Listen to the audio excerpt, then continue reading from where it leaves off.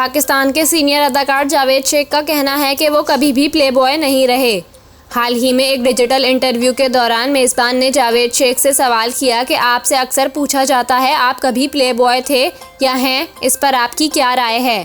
इसके जवाब में जावेद शेख ने कहा कि एक प्लेबॉय आज एक खातून के साथ तो कल दूसरी खातून के साथ होता है, कभी किसी को धोखा तो कभी किसी को, लेकिन मैं एक खातून के साथ गुजारा करने वाला शख्स हूँ। मेरी ज़िंदगी में ऐसे हालात आए जिसके बायस मैं बहुत से लोगों के साथ जुड़ गया, लेकिन ये सब कुदरत के फैसले थे।